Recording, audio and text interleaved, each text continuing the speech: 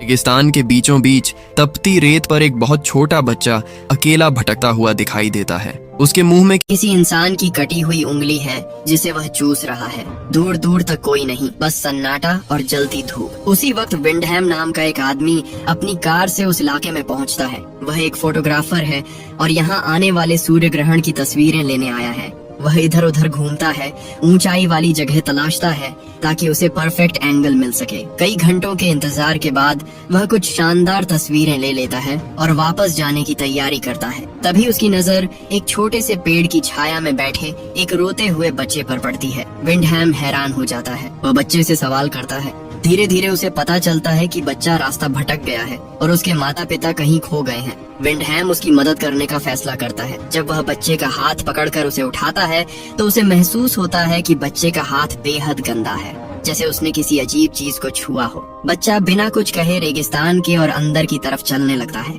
विंडहैम उसे समझाने की कोशिश करता है कि उन्हें उसकी कार की तरफ जाना चाहिए, लेकिन बच्चा उसकी एक भी बात नहीं सुनता। विंडहैम मजबूरी में उसके पीछे पीछे चलता रहता है और रास्ते भर सवाल पूछता है, मगर बच्चा पूरी तरह खामोश रहता है। कई घंटों की थकाऊ पैदल यात्रा के बाद बच्चा प्यास लगने की बात करता है और सोडा मांगता है। विंडहैम अपने पास मौजूद पानी की बोतल उसे दे देता है। तभी उसे एहसास होता है कि यहाँ फोन का कोई नेटवर्क नहीं है। विंडहैम बच्चे को वापस मोड़ने के लिए उसके कंधे पर हाथ रखता है, लेकिन अचानक बच्चा गुस्से में उसे जोर से धक्का दे देता है और तेजी से भागने लगता है। कुछ दूरी पर जाकर वह पलटकर विंडहैम की तरफ देखता है, हल्की सी डरावनी मुस्कान देता है और फिर गायब हो जाता है। विंडहैम देखता है कि उसकी पूरी पानी की बोतल जमीन पर गिर चुकी है। घबराकर वह अपनी कार की तरफ लौटने की कोशिश करता है, लेकिन अब वह पूरी तरह रास्ता भूल चुका होता है। उसका फोन भी काम नहीं करता। रात होते ही ठंड बढ़ जाती है। वह कुछ चट्टानों के पास शरण लेने की कोशिश करता है,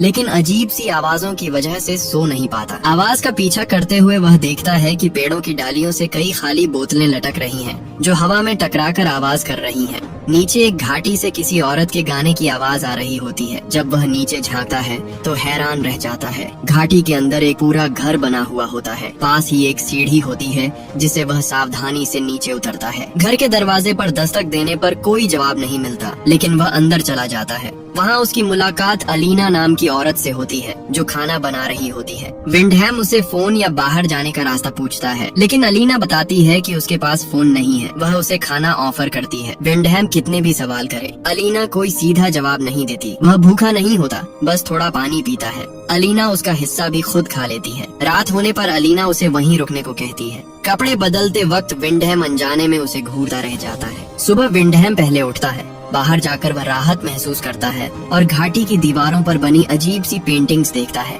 फिर वह वहाँ से निकलने की कोशिश करता है, लेकिन उसे पता चलता है कि सीढ़ी गायब हो चुकी है। अलीना अभी सो रही होती है, इसलिए वह अपना कैमरा उठाकर आसपास तस्वीरें लेने लगता है। उसे और भी रहस्यमयी चित्र, एक पिंजरा और किसी अजीब जानवर की खोपड़ी मिलती है। तभी उसे आवाज सुनाई देती है। अलीना छत ठीक कर रही होती है। वह उसकी मदद करता है और सीढ़ी के बारे में पूछता है। अलीना कहती है कि लोग कभी कभी सीढ़ी ले जाते हैं, कब लौटेगी उसे नहीं पता। विंडहैम गुस्से में बाहर निकलने की जिद करता है, लेकिन अलीना बताती है कि बिना सीढ़ी यही एकमात्र रास्ता है। वह खुद चढ़ने की कोशिश करता है, मगर बिना सही सामान के नाकाम रहता है। वह मदद के लिए चिल्लाता है, लेकिन कोई जवाब नहीं मिलता। थक हार कर नीचे लौटता है। अलीना उसके गंदे कपड़े धोने की पेशकश करती है। उस रात उसे फिर अजीब आवाजें सुनाई देती हैं, जैसे बच्चों की फुसफुसाहट, मगर बाहर देखने पर कोई नहीं दिखता। अगले दिन वह घर में खोजबीन करता है और पट्टियां एक हथौड़ा ढूंढ लेता है। हथौड़े की मदद से वह फिर चढ़ने की कोशिश करता है। ऊपर जाते वक्त उसे साफ साफ बच्चों की आवाजें सुनाई देती हैं। अचानक ऊपर से एक सूअर का कटा हुआ सिर फेंका जाता है। वह फिसल जाता है और नीचे गिर जाता है। शाम को उसकी आंख खुलती है। हथौड़ा उसकी टांग में धंसा होता है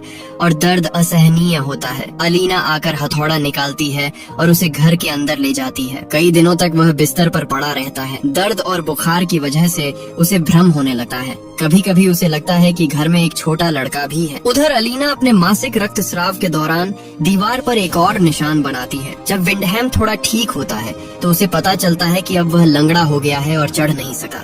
वह बाहर जाकर मदद के लिए चिल्लाता है। ऊपर मौजूद बच्चे कोई जवाब नहीं देते। विंडहैम टूट जाता है। वह अपने पुराने सामान्य जीवन में लौटने की बात करता है और अलीना से कुछ करने की गुहार लगाता है। अलीना बस इतना कहती है कि वह उसकी देखभाल कर सकती है। विंडहैम उसे अकेला छोड़ने को कहता है। उसी पल ऊपर घाटी के किनारे कुछ बच्चे दिखाई देते हैं। विंडहैम पूरी ताकत से उनसे मदद की भीख मांगता है। बच्चे उसकी मदद करने के लिए मान जाते हैं, लेकिन पहले एक अजीब सवाल पूछते हैं, उसका पसंदीदा रंग क्या है? विंडहैम जवाब देता है लाल। इसके बाद बच्चे कुछ घंटों के लिए गायब हो जाते हैं। तेज धूप से बचने के लिए विंडहैम चट्टानों की छाया में बैठ जाता है। वह अपना बटुआ निकालकर पुराने कागज और तस्वीरें देखता है और अपने बीते हुए सामान्य जीवन को याद करके उदास हो जाता है। कुछ देर बाद बच्चे लौटे हैं और ऊपर से एक रस्सी नीचे फेंकते हैं। विंडहैम उसे अपने शरीर से बांध लेता है। उसे पता नहीं चलता कि एक बच्चा बुदबुदाते हुए कहता है, उसे नीला रंग चुनना चाहिए था। खिड़की से अलीना ये सब देख रही होती है। बच्चे रस्सी खींचना शुरू करते हैं, लेकिन आधे रास्ते में अचानक रुक जाते हैं। घबराया हुआ विंडहैम उनसे चिल्लाकर पूछता है और खुद ऊपर चढ़ने की कोशिश करता है, मगर उसकी पुरानी चोट तेज दर्द देने लगती है। बच्चे उसे घंटों तक वहीं लटकाए रखते हैं। धूप इतनी तेज होती है कि उसकी त्वचा जलने लगती है। अचानक बच्चों की हरकतें और ज्यादा क्रूर हो जाती हैं। वे रस्सी को इधर उधर झुलाने लगते हैं और अजीब भाषा में चिल्लाते हैं। डरा हुआ विंडहैम अलीना से मदद की गुहार लगाता है। अलीना बाहर आती है और बच्चों को उसी अजीब भाषा में डांटती है। इसी अफरा तफरी में रस्सी छूट जाती है। विंडहैम चट्टानों से टकराता है और बेहोश हो जाता है। शाम को उसकी आंख खुलती है। वह बिस्तर पर होता है। भागने की कोशिश करता है, लेकिन कुछ कदम चलते ही गिर पड़ता है। अलीना बताती है कि ये बच्चे रेगिस्तान के भटके हुए हैं, जिन्हें यह जगह खुद यहाँ खींच लाती है। वह साफ शब्दों में कहती है कि अब विंडहैम भी इसी जगह का हिस्सा है। जिंदा रहना है तो उसे शांत रहना होगा। ऊपर बच्चे फिर दिखाई देते हैं और उस पर थूकते हैं, जबकि अलीना अंदर बैठकर खाना खाती रहती है। यहीं से विंडहैम को समझ आ जाता है कि अब उसे यही जिंदगी अपनानी पड़ेगी। उसके कपड़े पूरी तरह खराब हो चुके होते हैं। अलीना एक संदूक खोलकर उसे नए कपड़े देती है। विंडहैम हैरान रह जाता है। उसमें कई पुरुषों के कपड़े मौजूद होते हैं। धीरे धीरे वह खेती में हाथ बटाने लगता है। घाटी के खास हिस्से की जमीन अजीब तरह से उपजाऊ होती है। तभी ऊपर से एक डिब्बा नीचे फेंका जाता है, जिसे अलीना तुरंत अंदर ले जाती है। विंडहैम पूछता है कि ये सब चीजें कहाँ से आती हैं, लेकिन अलीना कहती है कि यह जानना जरूरी नहीं है। वह उसे बस एक शराब की बोतल रखने देती है। दिन बीतते हैं और विंडहैम चिड़चिड़ा होने लगता है, क्योंकि अलीना सिर्फ जरूरत पड़ने पर ही बात करती है। जब वह शिकायत करता है तो अलीना बोतल छीन लेती है और कहती है कि वह बहुत ज्यादा पी चुका है। उस रात बच्चों के शोर की आवाज सुनकर वह बाहर निकल जाता है। अलीना की चेतावनी को अनदेखा करते हुए सुरक्षा के लिए वह एक औजार उठा लेता है। वहाँ उसे बच्चों की डरावनी और अजीब हरकतें दिखाई देती हैं, हंसी, मजाक और अपमान। किसी तरह वह खुद को बचाकर वापस घर भागता है और अलीना से जवाब मांगता है। अलीना घबराकर बस इतना कहती है कि वह उसे डरा रहा है। गुस्से में विंडहैम फिर से शराब पीने लगता है और कहता है कि वह किसी के आदेश मानने वाला बच्चा नहीं है। माहौल धीरे धीरे बदल जाता है। रात बाहर बच्चों की आवाजों के बीच बीती है। कुछ हफ्तों बाद फसल उगने लगती है। खेती करते वक्त एक लड़का लेपस उसके पास आता है और सवाल पूछता है। विंडहैम उसे खेती के तरीके सिखाता है और आगे भी सिखाने का वादा करता है। लेपस उसे टॉफी देता है और अगली बार सोडा लाने की बात कहता है। उसके जाने के बाद खुदाई करते वक्त विंडहैम को मिट्टी के नीचे एक अंगूठी और कुछ चाबियां मिलती हैं। शाम को वह दीवार पर लगी पुरानी तस्वीर के बारे में पूछता है। अलीना बताती है कि वह उसकी माँ नहीं बल्कि पहली माँ थी, जिसके बारे में उसे भी ज्यादा जानकारी नहीं है। फिर वह बताती है कि वह गर्भवती है, लेकिन उसे विंडहैम से किसी पिता की उम्मीद नहीं है। गुस्से में विंडहैम उस पर सब कुछ पहले से तय करने का आरोप लगाता है और कहता है कि वह इस जगह पर बच्चे को बड़ा नहीं होने देगा। कुछ समय बाद पक्षी फसलों पर हमला कर देते हैं। विंडहैम उन्हें भगाने दौड़ता है, लेकिन नुकसान हो चुका होता है। अलीना भी बाहर आती है और दोनों मिलकर जितना हो सके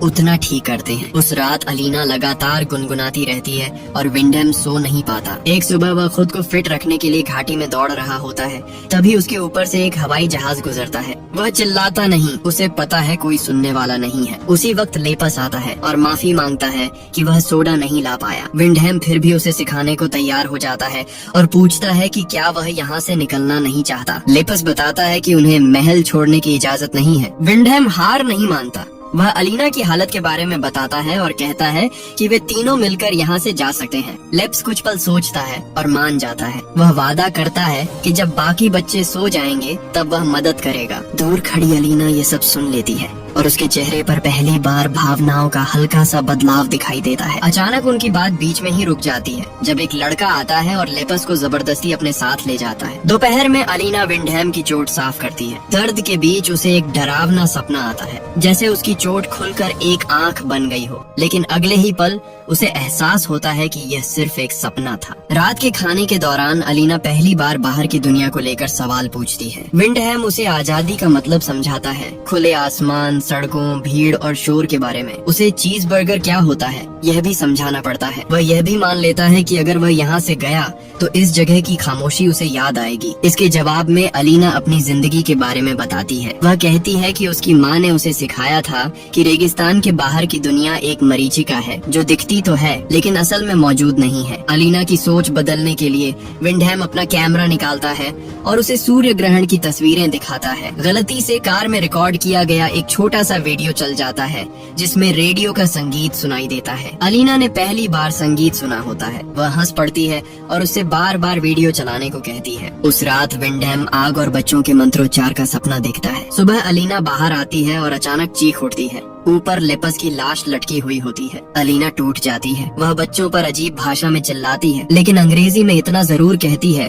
भाइयों को ऐसा नहीं करना चाहिए। विंडहैम उसे संभालने की कोशिश करता है लेकिन अलीना उसे धक्का दे देती है और लेप्स की मौत का दोष उसी पर डाल देती है। विंडहैम को तब एहसास होता है कि घाटी में मौजूद कई लड़के असल में अलीना के बेटे हैं। गुस्से और दर्द में अलीना उसे लकड़ी के तख्ते से पीटती है। इसके बाद कई महीनों तक विंडहैम को एक पिंजरे में बंद रखा जाता है। अलीना सिर्फ खाना देने के लिए उसके पास आती है। जब भी वह ऊपर बच्चों को देखता है उनसे मदद मांगता है लेकिन वे उसे अनदेखा कर देते हैं। एक दिन उसे ऊपर से एक ट्रेकर गुजरती हुई दिखाई देती है। वह उससे मदद की गुहार लगाता है। महिला मदद लाने निकलती है लेकिन उससे पहले ही बच्चे उसे पकड़ लेते हैं और मार डालते हैं। यह देखकर विंडहैम पूरी तरह टूट जाता है। वह पिंजरे को पीटता है, चिल्लाता है, मगर अलीना बेपरवाह रहती है। एक रात सारे बच्चे घाटी में उतर आते हैं। उनमें से एक विंडहैम को एक आड़ू देता है जिसे वह रोते हुए खा लेता है। इसके बाद एक रस्म शुरू होती है। बच्चे आग के चारों ओर नाचते हैं। अलीना उन्हें बेटे और भाई कहकर बुलाती है। वह एक बड़े लड़के को भी माँ की तरह दूध पिलाती है। फिर वह अपनी आंखों पर पत्ते रख लेती है। बच्चे उसके सिर पर कपड़ा डालते हैं और उस पर खून उड़ेलते हैं। ये सब देखकर विंडहैम को सच्चाई समझ आ जाती है। ये बच्चे मासूम यात्रियों को यहाँ लाते हैं। अलीना उन्हें फंसाकर उनसे संबंध बनाती है ताकि और लड़के पैदा हों। यह एक पंथ है जिसकी शुरुआत पहली माँ ने की थी। दीवारों पर बने खून के निशान बताते हैं कि इससे पहले भी कई माताएं आ चुकी हैं। इसीलिए यहाँ मौजूद लड़के या तो अलीना के भाई हैं या उसके बेटे। पुरुषों को मारकर जमीन में दफना दिया जाता है।